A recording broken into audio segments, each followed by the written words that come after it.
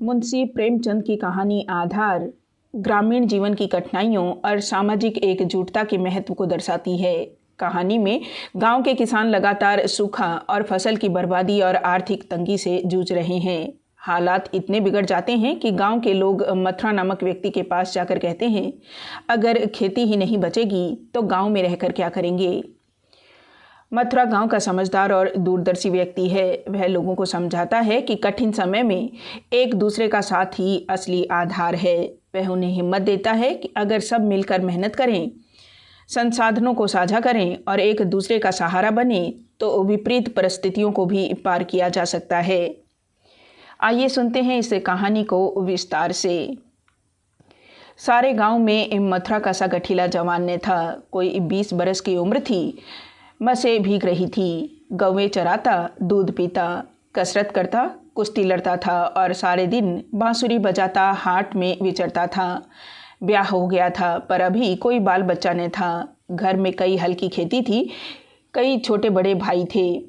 वे सब मिलजुल कर खेती बाड़ी करते थे। मथुरा पर सारे गांव को गर्व था। जब उसे जांघिए लंगोटे, नाल या मुकदर के लिए रुपए पैसे की जरूरत पड़ती तो तुरंत दे दिए जाते थे। सारे घर की यही अभिलाषा थी कि मथुरा पहलवान हो जाए और अखाड़े में अपने सवाई को पछाड़े। इस लाड़ प्यार से मथुरा जरा टर्रा हो गया था। गाय किसी के खेत में पड़ी है और आप अखाड़े में दंड लगा रहा है। कोई उल्हाना देता तो उसकी तोरियां बदल जाती। गरज कर कहता, जो मन में आए कर लो। मथुरा तो अखाड़ा छोड़कर हाँकने न जाएंगे। पर उसका डील डोल देखकर किसी को उससे उलझने की हिम्मत न पड़ती। लोग गम खा जाते। गर्मियों के दिन थे। ताल तलैया सूखी पड़ी थी। जोरों की लू चलने लगी थी। गांव में कहीं से एक सांड आ निकला और गऊं के साथ हो लिया। सारे दिन गऊं के साथ रहता, रात को बस्ती में घुस आता और खूंटों से बंधे बैलों को सींगों से मारता। कभी किसी की गीली दीवार को सींगों से खोद डालता, घर का कूड़ा सींगों से उड़ाता। कई किसानों ने साग भाजी लगा रखी थी। सारे दिन सींचते सींचते मरते थे। यह सांड रात को उन हरे भरे खेतों में पहुंच जाता और खेत का खेत तबाह कर देता। लोग उसे डंडों से मारते, गांव के बाहर भगा आते, लेकिन जरा देर में गायों में पहुंच जाता। किसी की अक्ल काम न करती थी कि इस संकट को कैसे टाला जाए। मथुरा का घर गांव के बीच में था, इसलिए उसके खेतों को सांड से कोई हानि न पहुंचती थी। गांव में उपद्रव मचा हुआ था और मथुरा को जरा भी चिंता न थी। आखिर जब धैर्य का अंतिम बांध टूट गया तो एक दिन लोगों ने जाकर मथुरा को घेरा और बोले, भाई कहो तो गांव में रहें, नहीं तो कहीं निकल जाएं। जब खेती ही न बचेगी तो रहकर क्या करेंगे। तुम्हारी गायों के पीछे हमारा सत्यानाश हुआ जाता है और तुम अपने रंग में मस्त हो। अगर भगवान ने तुम्हें बल दिया है तो इससे दूसरों की रक्षा करनी चाहिए, यह नहीं कि सबको पीस कर पी जाओ। सांड तुम्हारी गायों के कारण आता है और उसे भगाना तुम्हारा काम है, लेकिन तुम कानों में तेल डाले बैठे हो, मानो तुमसे कुछ मतलब ही नहीं। मथुरा को उनकी दशा पर दया आई। बलवान मनुष्य प्राय दयालु होता है। बोला, अच्छा जाओ, हम आज सांड को भगा देंगे। एक आदमी ने कहा, दूर तक भगाना, नहीं तो फिर लौट आएगा। मथुरा ने एक कंधे पर लाठी रखते हुए उत्तर दिया, अब लौट करने आएगा। चिलचिलाती दोपहरी थी। मथुरा सांड को भगाए लिए जाता था। दोनों पसीने से तर थे। सांड बार बार गांव की ओर घूमने की चेष्टा करता, लेकिन मथुरा उसका इरादा ताड़ कर दूर ही से उसकी राह झेंक लेता। सांड क्रोध से उन्मत्त होकर कभी कभी पीछे मुड़कर मथुरा पर तोड़ करना चाहता, लेकिन उस समय मथुरा सामना बचाकर बगल से ताबड़तोड़ इतनी लाठियां जमाता कि सांड को फिर भागना पड़ता। कभी दोनों अरहर के खेतों में दौड़ते, कभी झाड़ियों में। अरहर की खूंटियों से मथुरा के पांव लहूलुहान हो रहे थे। झाड़ियों में धोती फट गई थी, पर उसे इस समय सांड का पीछा करने के सिवा और कोई सुध न थी। गांव पर गांव आते थे और निकल जाते थे। मथुरा ने निश्चय कर लिया था कि इसे नदी पार भगाए बिना दम न लूँगा। उसका कंठ सूख गया था और आंखें लाल हो गई थी। रोम रोम से चिंगारियां सी निकल रही थी। दम उखड़ गया था, लेकिन वह एक क्षण के लिए भी दम न लेना चाहता था। 2-2.5 घंटों के बाद जाकर नदी आई। यही हार जीत का फैसला होने वाला था। यहीं से दोनों खिलाड़ियों को अपने दाव पेच के जोहर दिखाने थे। सांड सोचता था, अगर नदी में उतर गया तो यह मार ही डालेगा। एक बार जान लड़ाकर लौटने की कोशिश करनी चाहिए। मथुरा सोचता था, अगर वह लौट पड़ा तो इतनी मेहनत व्यर्थ हो जाएगी। गांव के लोग मेरी हंसी उड़ाएंगे। दोनों अपने अपने घात में थे। सांड ने बहुत चाहा कि तेज दौड़कर आगे निकल जाऊं और वहां से पीछे फिरूं, पर मथुरा ने उसे मुड़ने का मौका न दिया। उसकी जान इस वक्त सुई की नोक पर थी। एक हाथ भी चूका और प्राण भी गए। जरा पैर फिसला और फिर उठना नसीब न होगा। आखिर मनुष्य ने पशु पर विजय पाई और सांड को नदी में घुसने के सिवाय और कोई उपाय न सूझा। मथुरा भी उसके पीछे नदी में बैठ गया और इतने डंडे लगाए कि उसकी लाठी टूट गई। अब मथुरा को ज़ोरों से प्यास लगी। उसने नदी में मुंह लगा दिया और इस तरह होंक होंक कर पीने लगा मानो सारी नदी पी जाएगा। उसे अपने जीवन में कभी पानी इतना अच्छा न लगा था और न कभी उसने इतना पानी पिया था। मालूम नहीं 5 सेर पी गया या 10 सेर, लेकिन पानी गर्म था। प्यास न बुझी। ज़रा देर में फिर नदी में मुंह लगा दिया और इतना पानी पिया कि पेट में सांस लेने की जगह भी न रही। तब गीली धोती एक कंधे पर डालकर घर की ओर चल दिया, लेकिन 10 की 5 पग चला होगा कि पेट में मीठा मीठा दर्द होने लगा। उसने सोचा, दौड़कर पानी पीने से ऐसा दर्द अक्सर हो जाता है, ज़रा देर में दूर हो जाएगा। लेकिन दर्द बढ़ने लगा और मथुरा का आगे जाना कठिन हो गया। वह एक पेड़ के नीचे बैठ गया और दर्द से बेचैन होकर ज़मीन पर लौटने लगा। कभी पेट को दबाता, कभी खड़ा हो जाता, कभी बैठ जाता, पर दर्द बढ़ता ही जाता था। अंत में उसने ज़ोर ज़ोर से एक कराहना और रोना शुरू किया, पर वहाँ कौन बैठा था जो उसकी खबर लेता। दूर तक कोई गांव नहीं, न आदमी न आदमजात। बेचारा दोपहरी के सन्नाटे में तड़प तड़प कर मर गया।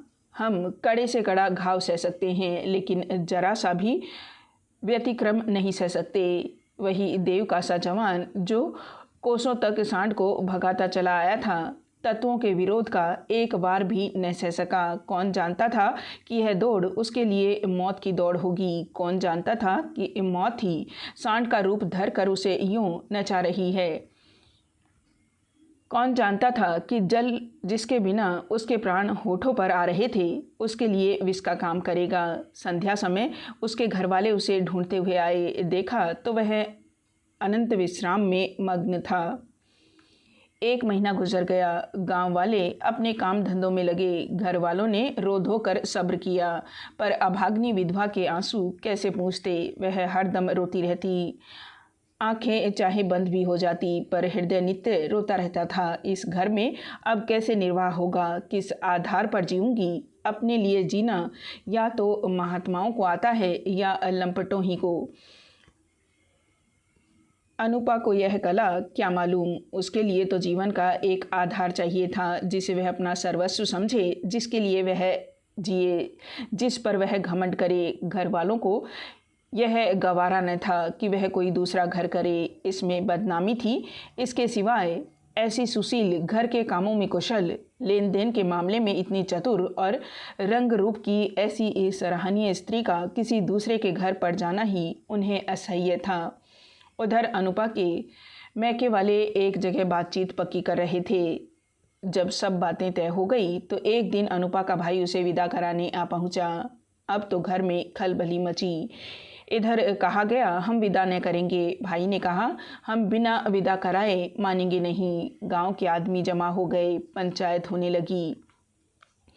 यह निश्चय हुआ कि अनुपा पर छोड़ दिया जाए, जी चाहे रहे। यहाँ वालों को विश्वास था कि अनुपा इतनी जल्द दूसरा घर करने को राजी न होगी। 2-4 बार ऐसा कह भी चुकी थी, लेकिन उस वक्त जो पूछा गया तो वह जाने को तैयार थी। आखिर उसकी विदाई का सामान होने लगा। डोली आ गई। गांव भर की स्त्रियां उसे देखने आई। अनुपा उठकर अपनी सास के पैरों में गिर पड़ी और हाथ जोड़कर बोली, अम्मा, कहा सुना माफ़ करना। जी में तो था कि इसी घर में पड़ी रहूं, पर भगवान को मंजूर नहीं। यह कहते कहते उसकी ज़बान बंद हो गई। सास करुणा से विहल हो उठी। बोली, बेटी, जहाँ जाओ वहाँ सुखी से रहो। हमारे भाग्य ही फूट गए, नहीं तो क्या तुम्हें इस घर से जाना पड़ता? भगवान का दिया और सब कुछ है, पर उन्होंने जो नहीं दिया उसमें अपना क्या बस आज तुम्हारा देवर सियाना होता तो बिगड़ी बात बन जाती। तुम्हारे मन में बैठे तो इसी को अपना लो, पालो पोसो, बड़ा हो जाएगा तो सगाई कर दूंगी। यह कहकर उसने अपने सबसे छोटे लड़के वासुदेव से पूछा, क्यों रे, भौजाई से शादी करेगा? वासुदेव की उम्र 5 साल से अधिक न थी। अब कि उसका ब्याह होने वाला था, बातचीत हो चुकी थी। बोला, तब तो दूसरे के घर न जाएगी ना? माँ, नहीं, जब तेरे साथ ब्याह हो जाएगा तो क्यों जाएगी? वासुदेव, तब मैं करूँगा। माँ, अच्छा, उससे पूछ, तुझसे ब्याह करेगी? वासुदेव अनूप की गोद में जा बैठा और शर्माता हुआ बोला, हमसे ब्याह करोगी? यह कहकर वह हंसने लगा, लेकिन अनूप की आंखें डबडबा गई। वासुदेव की छाती से लगाते हुए बोली, अम्मा, दिल से कहती हो। सास, भगवान जानते हैं अनुपा, आज यह मेरे हो गए। सास, हाँ, सारा गांव देख रहा है। अनुपा, तो भैया से कहला भेजो, घर जाएं, मैं उनके साथ न जाऊंगी। अनुपा को जीवन के लिए आधार की ज़रूरत थी, वह आधार मिल गया। सेवा मनुष्य की स्वाभाविक वृत्ति है, सेवा ही उसके जीवन का आधार है। अनुपा ने वासुदेव का लालन पोषण शुरू किया। उपटन और तेल लगाती, दूध रोटी मल मल के खिलाती। आप तालाब नहाने जाती तो उसे भी नहलाती, खेत में जाती तो उसे भी साथ ले जाती। थोड़े ही दिनों में उससे हिल मिल गया कि एक क्षण भी उसे न छोड़ता। माँ को भूल गया, कुछ खाने को जी चाहता तो अनुपा से मांगता, खेल में मार खाता तो रोता हुआ अनुपा के पास आता। अनुपा ही उसे सुलाती, अनुपा ही जगाती। बीमार हो तो अनुपा ही गोद में लेकर बदलू वैद्य के घर जाती और दवाएं पिलाती। गांव के स्त्री पुरुष उसकी यह प्रेम तपस्या देखते और दांतों उंगली दबाते। पहले बिरले ही किसी को उस पर विश्वास था। लोग समझते थे 1-2 साल में उसका जी उब जाएगा और किसी तरफ का रास्ता लेगी। इस दूध में बालक के नाम कब तक बैठी रहेगी। लेकिन यह सारी आशंकाएं निर्मूल निकली। अनुपा को किसी ने अपने व्रत से विचलित होते न देखा। जिस हृदय में सेवा का स्रोत बह रहा हो, स्वाधीन सेवा का, उसमें वासनाओं के लिए कहाँ स्थान। वासना का वार निर्मम, आशाहीन, आधारहीन प्राणियों पर ही होता है। चोर की अंधेरे में ही चलती है, उजाले में नहीं। वासुदेव को भी कसरत का शौक था। उसकी शक्ल सूरत मथुरा से मिलती जुलती थी, डिल डॉल भी वैसा ही था। उसने फिर अखाड़ा जगाया और उसकी बांसुरी की तानें फिर खेतों में गूंजने लगी। इस भांति 13 बरस गुजर गए। वासुदेव और अनुपा में सगाई की तैयारी होने लगी।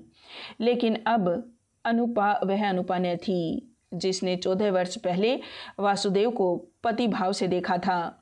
अब उस भाव का स्थान मातृभाव ने लिया था। इधर कुछ दिनों से वह एक गहरे सोच में डूबी रहती थी। सगाई के दिन ज्यों-ज्यों निकट आते थे, उसका दिल बैठा जाता था। अपने जीवन में इतने बड़े परिवर्तन की कल्पना ही से उसका कलेजा दहक उठता था।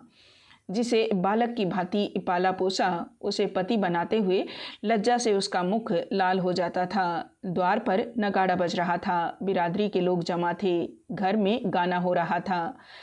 आज सगाई की तिथि थी। सहसा अनुपा ने जाकर सास से कहा, अम्मा, मैं तो लाज के मारे मरी जा रही हूँ। सास ने भौचक्की होकर पूछा, क्यों बेटी, क्या है? अनुपा, मैं सगाई न करूँगी।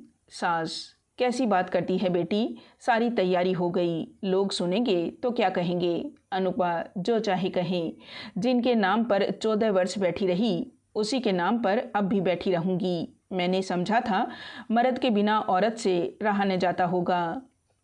मेरी तो भगवान ने इज्जत आबरू निभा दी।